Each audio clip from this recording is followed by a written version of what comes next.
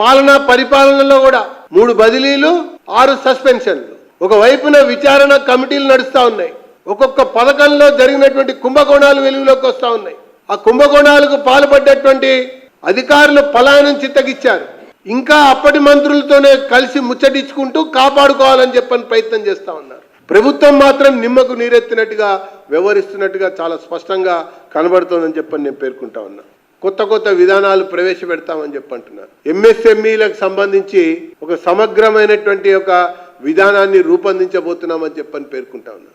ఈ రాష్ట్రంలో ఉన్నటువంటి కొన్ని వేల ఎంఎస్ఎంఈలకి చెల్లించవలసినటువంటి కోట్ల రూపాయల బకాయిలని ఈ ప్రభుత్వం ఇంతవరకు చెల్లించకుండా ఫస్ట్ ఆ ఎంఎస్ఎంఈల యొక్క బకాయిలు చెల్లించాలి, సబ్సిడీలు చెల్లించాలి, ప్రోత్సాహాలు చెల్లించాలి.